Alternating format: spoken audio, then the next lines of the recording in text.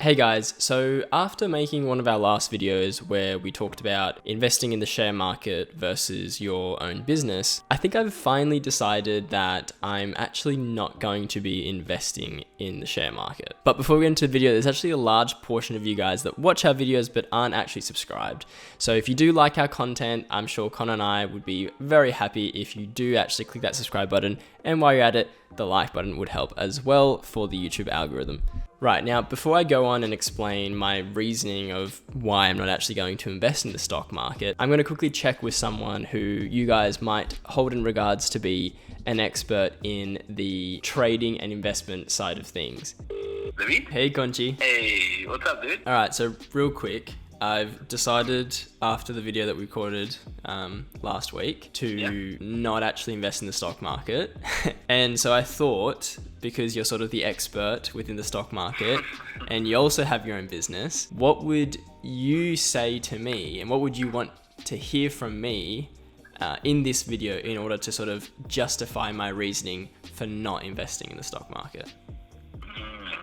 Well, that's a lot of pressure, but I'm honoured that you will take my opinion into account. So, yeah, definitely not a financial advisor, but I suppose things that I would need to see in order for it to be worthwhile. It really comes down to two main things.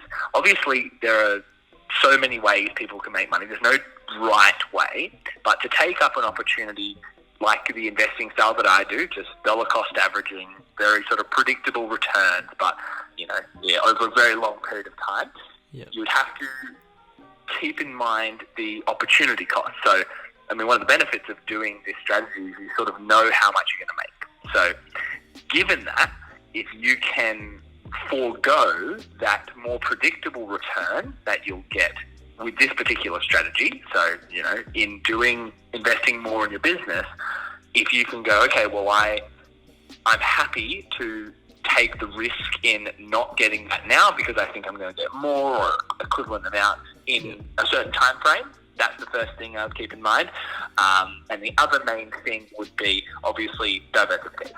So when you're moving some of your return or some of the income or money that you have outside of your business into another means of investing or another way of making money, being the stock market, you have to be able to take that risk as well. You're putting all of your eggs in the basket of your own business, and if you're happy to do that, those two things, then it's all okay with me. Okay, sweet. I think there's a two good points. Yeah, cool. The other thing is, I remember when we were doing our last video, sort of comparing the two options in a holistic manner, you did understand the merit in the strategy, and you did agree with it a lot. So I remember you saying, at some point in time, you would do it. So the only other thing I'd like to ask is, why, if you know it's a good thing, why wait to start? That would be the only other thing. Okay. All right. Sweet. Thanks, Connor. Cool.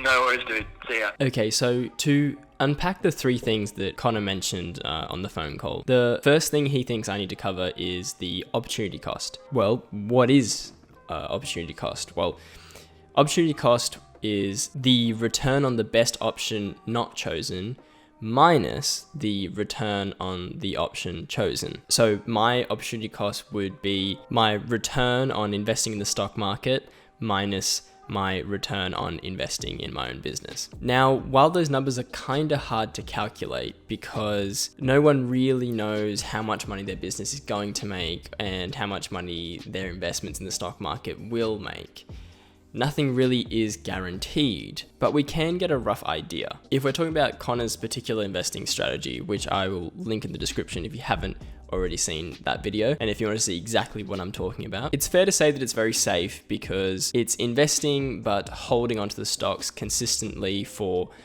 a long amount of time. For example, the strategy doesn't really work within 5 to 10 years. It's more so the 30 to 40, 50 year range where the investing strategy really actually pays out a lot. So it's definitely not short term. In fact, if you do only invest with that strategy for 5 years, you might actually be losing money. So it definitely is kind of more of a retirement plan more than anything else. Now, while investing in your business can definitely be long-term as well if you happen to build a successful business, because because it's not passive income and it is active income, by investing in your business, you are consistently seeing a return on your investment. Now, what do I mean by that? Well, if we take the example of Connor's strategy, he puts in $300 every month into the stock market, into his sort of trading portfolio. Now, $300 every month for a year equals to about $3,600. And that's $3,600 a year that you put away and you just kind of forget about. Because while yes, it is working for you and it is making you money, it's only making you money in the very long term.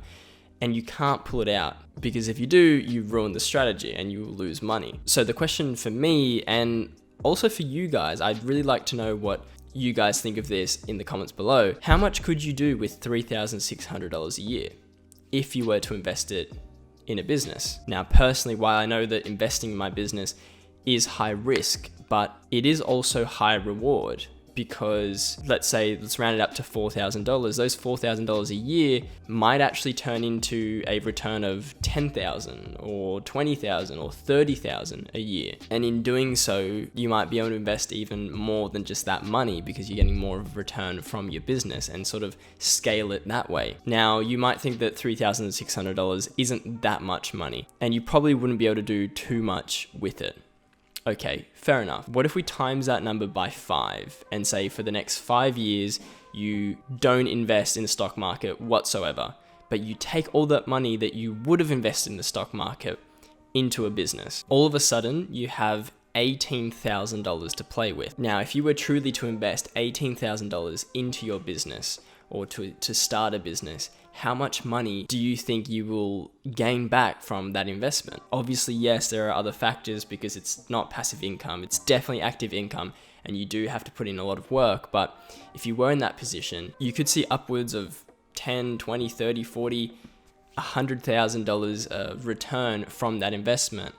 It's just very hard to calculate. So for me personally, in this time, in this moment of my life, when I look at my opportunity cost, I think there's more value for me to dump all that money into my business to get that return and to grow my net worth to something higher than what it is right now. That way, if my business grows and I'm getting more active income, I will have more money to play with in the future.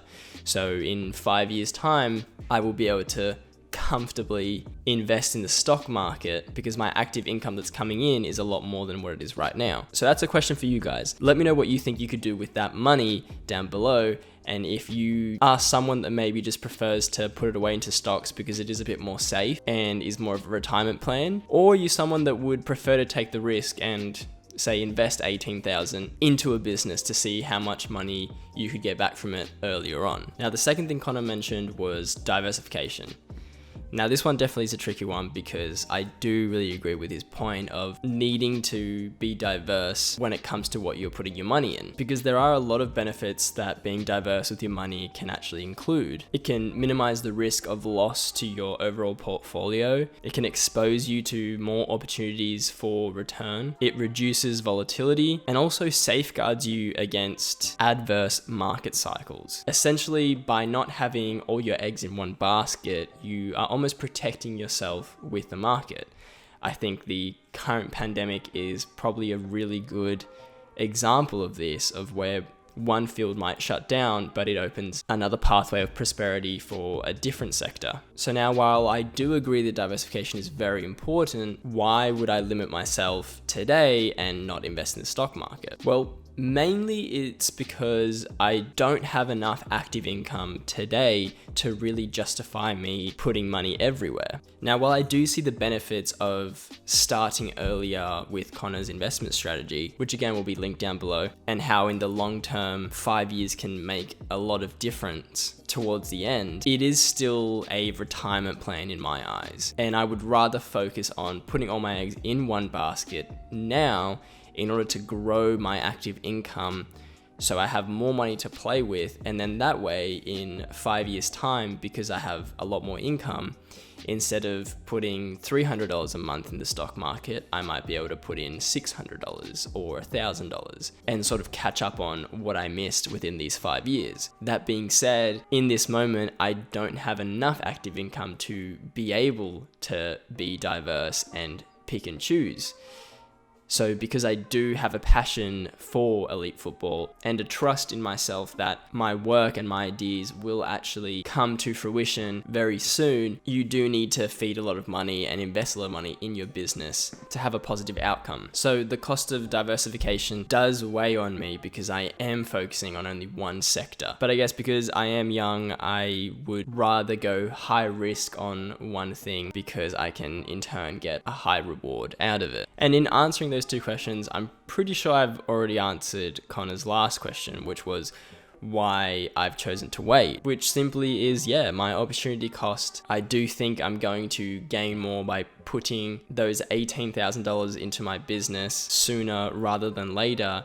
And then adverse, I will be able to invest more money in the stock market later on to sort of catch up because I do see the benefits of it. And because in this current moment, I don't have enough active income to be able to diversify myself. But while it's high risk and high reward, investing in my business is the right way to go for me at this moment. And hopefully it would lead to me being able to invest not only $300 a month, but maybe $600 to $1,000 a month in the next 5 years consistently. So while I do see the value of investing in stake, it isn't for me at this moment.